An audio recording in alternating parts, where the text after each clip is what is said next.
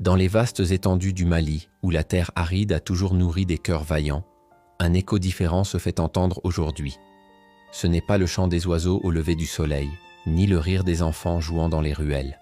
C'est l'écho du désespoir, un murmure qui grandit, porté par le vent chaud du Sahel.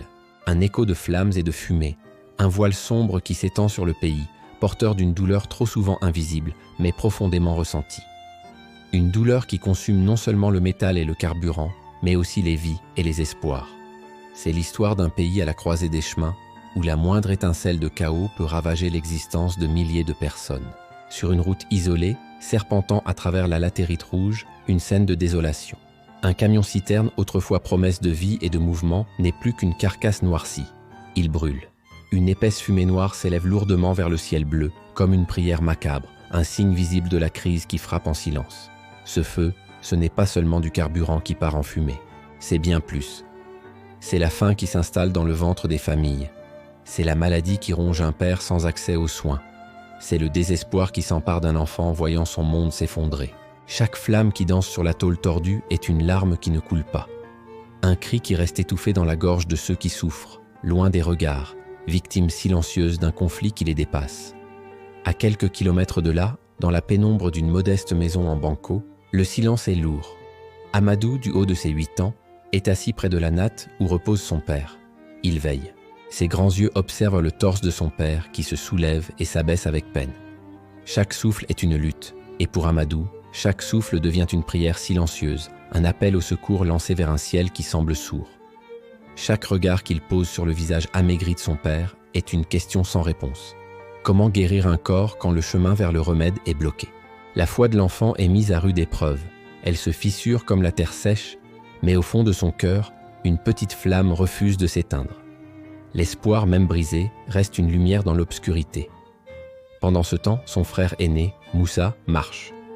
Il marche sous la morsure du soleil, sur une piste poussiéreuse qui semble s'étirer à l'infini.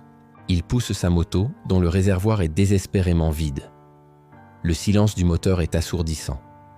Chaque pas est un effort surhumain, chaque mètre parcouru est une supplication. La sueur perle sur son front et coule le long de son visage. Chaque goutte est un témoignage de son amour filial, un acte de dévotion pour sauver celui qui lui a donné la vie. Il avance, mu par une détermination farouche. La vision de son père malade le hantant à chaque instant.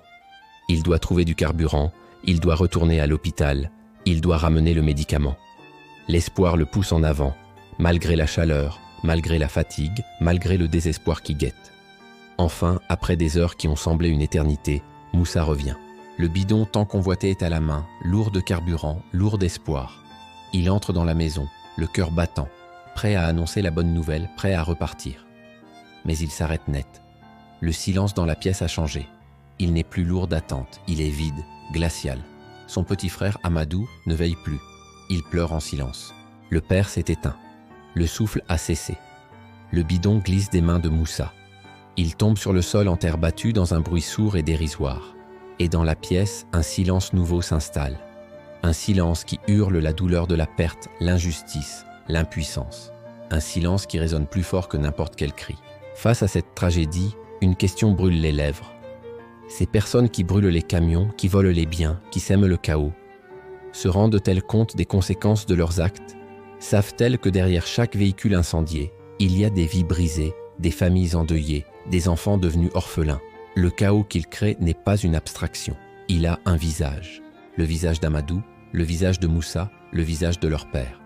Que diront-ils à Allah le Très-Haut le jour du jugement, quand il les interrogera sur le sang innocent versé à cause de leurs actions? Comment justifieront-ils la souffrance infligée à leurs propres frères? Le chaos est un poison qui se répand et ne laisse derrière lui que ruines et regrets. Pourtant, même dans la plus profonde des ténèbres, une lueur finit toujours par poindre. Le soleil se lève à nouveau sur le village, baignant la terre ocre d'une lumière dorée et douce. Au seuil de leur maison, les deux frères, Moussa et Amadou, regardent l'horizon. Leurs cœurs sont brisés, leur perte est immense, mais dans leurs yeux, la foi reste intacte. Une foi éprouvée, mais pas détruite. Ils savent que leur chemin sera long et difficile, mais ils savent aussi que l'humanité ne peut s'épanouir et survivre que dans la paix, l'entraide et la justice. Leur histoire est un rappel poignant que notre force réside dans notre unité, pas dans notre division. Et le Coran nous le rappelle, et ne vous disputez pas, sinon vous fléchirez et perdrez votre puissance. Et soyez endurants, car Allah est avec les endurants. Merci d'avoir regardé. Si ce message vous a touché, n'hésitez pas à partager et à vous abonner pour plus de récits qui nous invitent à réfléchir. Prenez soin de vous et de ceux qui vous entourent.